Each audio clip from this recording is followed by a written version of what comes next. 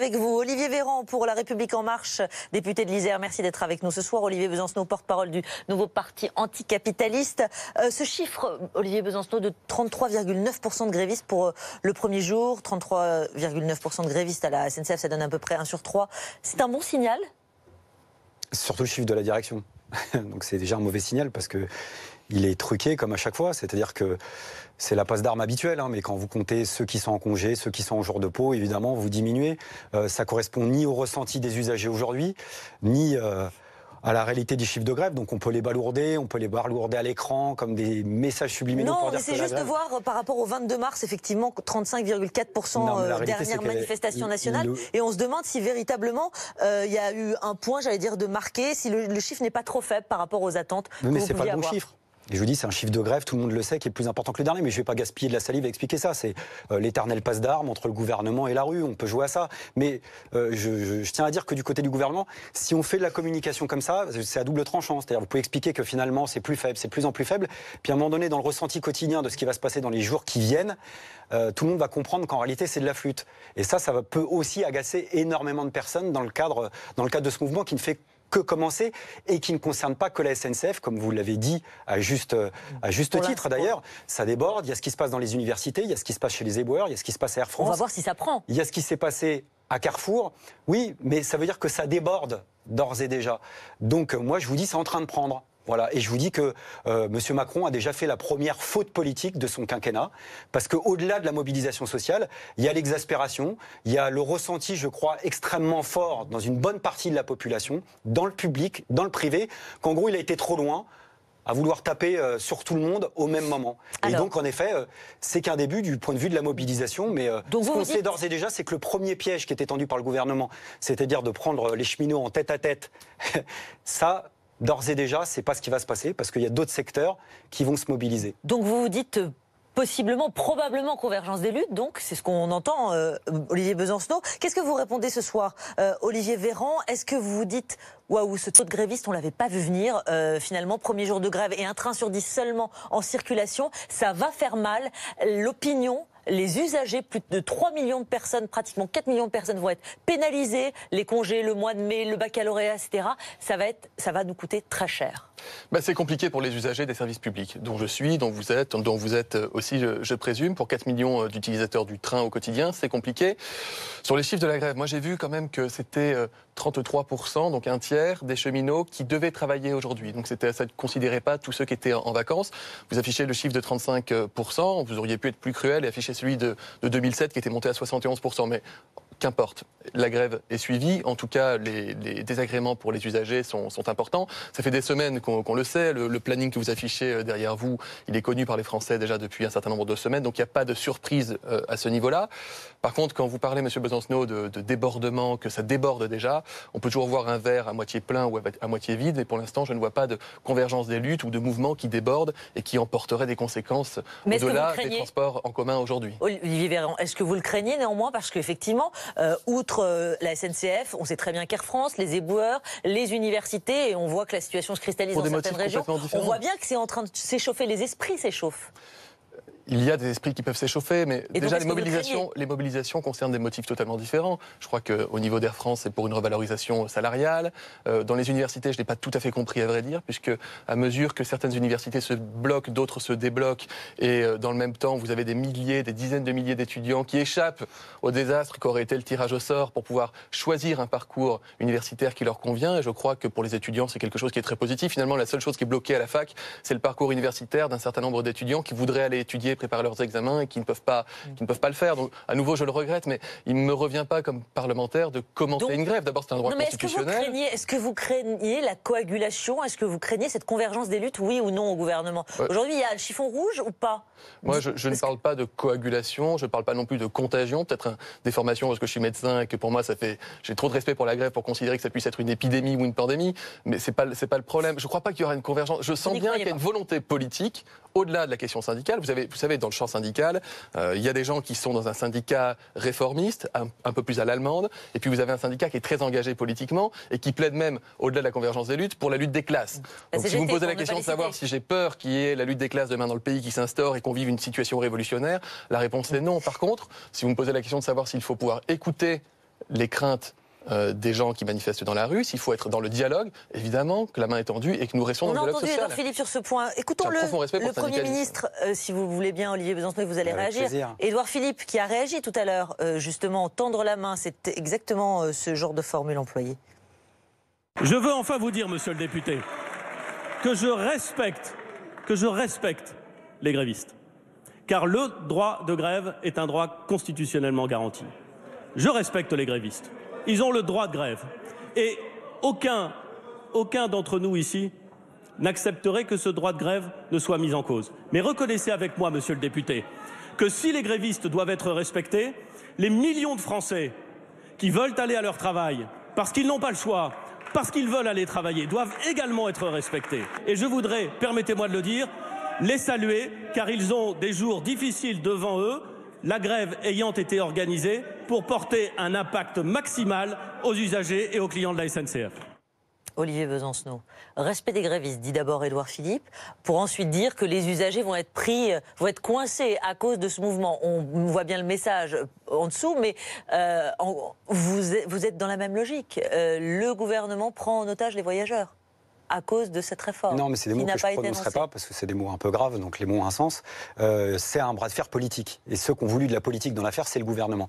Le gouvernement, pas pour des raisons économiques, a voulu mettre à genoux un des secteurs les plus combatifs du mouvement social, les cheminots, pour des raisons économiques qui ne comptent absolument pas. Je rappelle que le statut des cheminots, c'est plus de 400 millions d'euros par an. C'est simplement plus de la moitié du seul budget de la communication de la SNCF.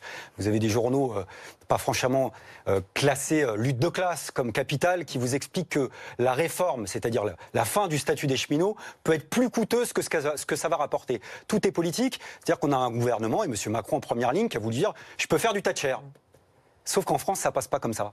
Et ce qui est en train de se passer, c'est que progressivement, il y a des secteurs de la société française qui sont en train de trouver les voies de la révolte et les voies de la rébellion. Et ils ont bien raison parce que c'est la seule voie sans issue. Mais est-ce que de là de ça, vous dites oui, il faut réformer cette entreprise. Ça aurait dû être fait il y a déjà 20 ans. Tarif élevé, pas de fréquence, je vais vous expliquer, réformer. Est-ce que là, il y a une nécessité? Mais moi, vous savez comment dire, moi je suis pas un conservateur, moi je suis pour un service public qui fonctionne.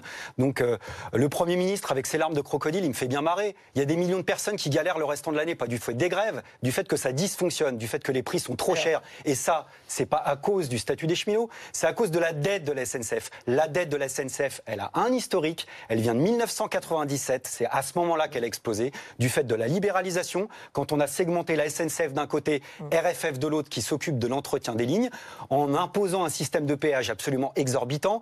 La SNCF paye 1,5 milliard par an d'intérêt de la dette. Donc ce que je suis en train de vous dire, et à tous ceux qui nous regardent, la libéralisation nous coûte cher dans le prix des billets. 37% du prix des billets est lié à ces fameux péages. Plus de libéralisation, plus d'ouverture de la concurrence, ce sera des prix encore plus chers. Olivier Véran, la suppression du statut de cheminot. Écoutez, Olivier Besancenot, il ne figurait pas dans le programme d'Emmanuel Macron. L'application de la directive européenne qui prévoit l'ouverture à la concurrence, elle est modulable. Pourquoi passer en force? Pourquoi sur le statut des cheminots s'arc-bouter? Pourquoi vous parlez de force?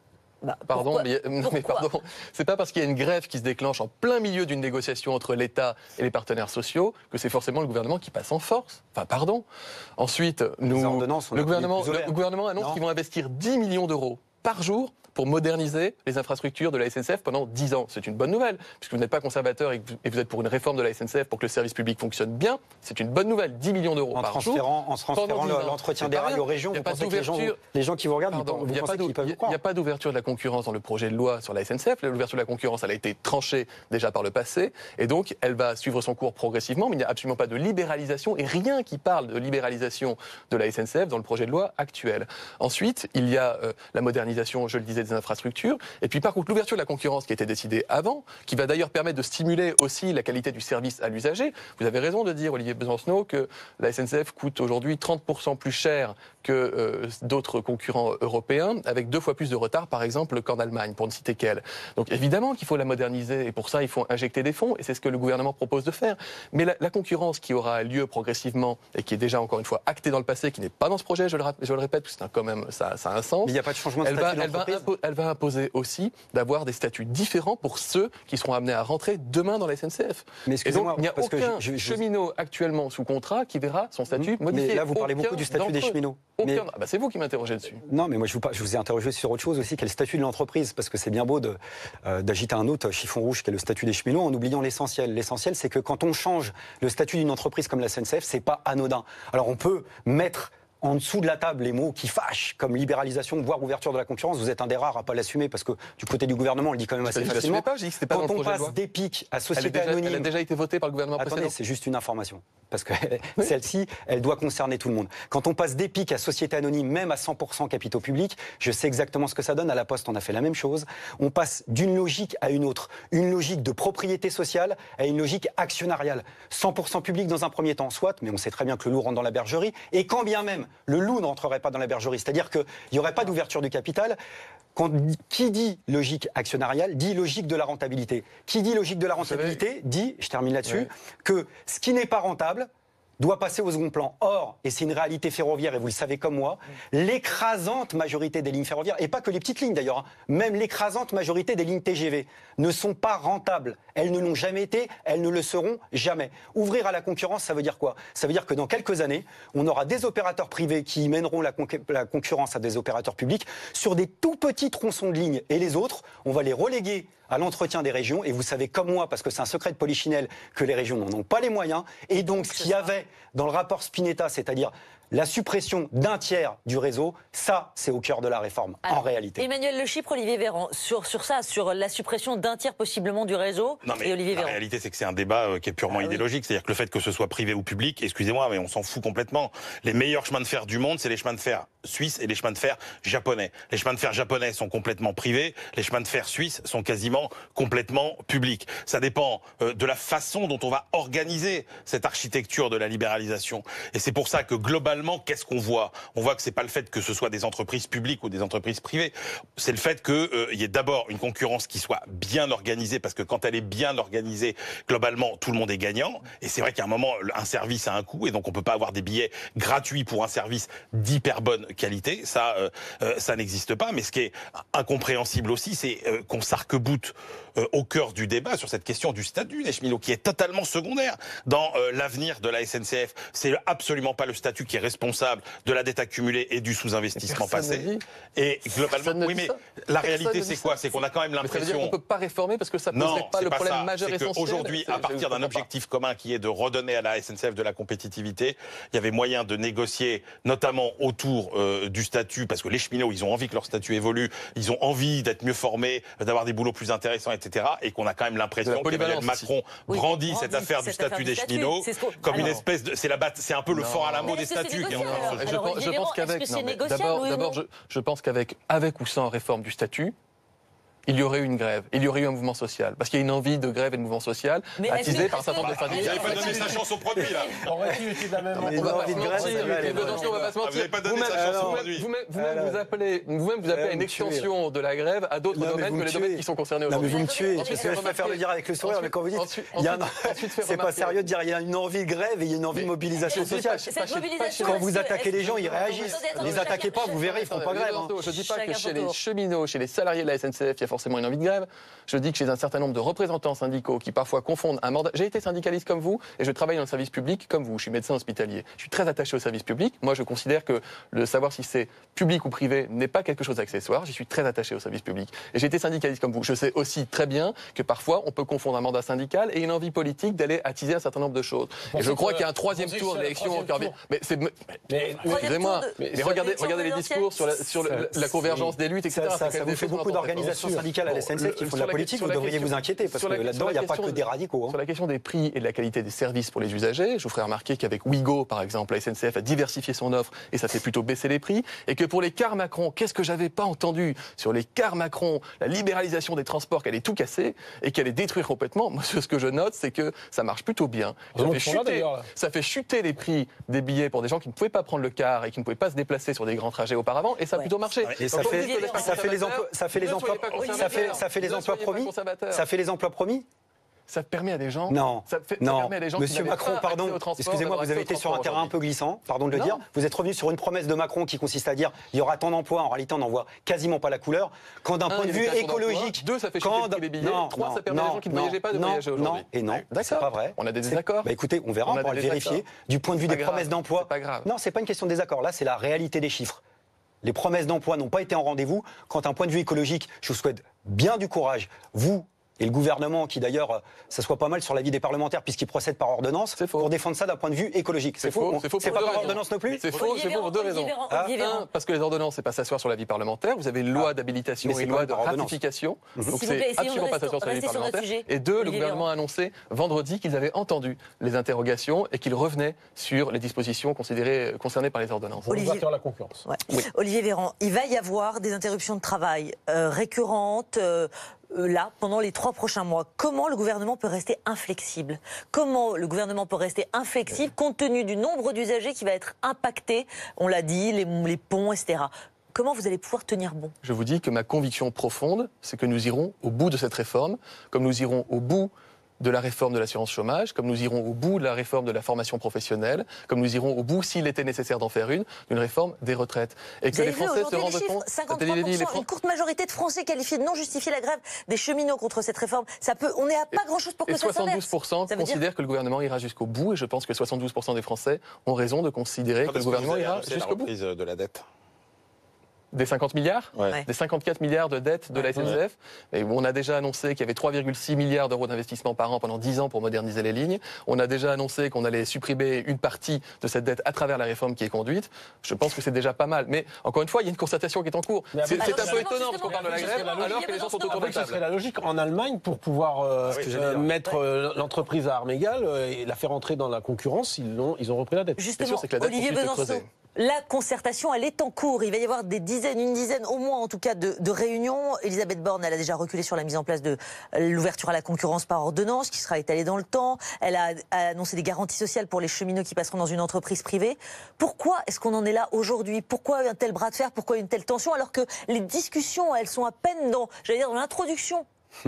Poser la question au gouvernement. C'est pas moi qu'il faut la poser. Moi, d'abord, je suis pas représentant des cheminots. Non, mais vous êtes. Non, mais très sérieusement, parce que regardez, du côté de la représentativité syndicale, il y a quand même l'unanimité des organisations syndicales qui disent qu'il n'y a pas de concertation. Et là-dedans, il y a des organisations que, pour ma part, je jugerais plutôt modérées. Je pense que je suis pas le seul. Mais vous savez très bien qu'il y a au moins une dizaine de réunions à venir.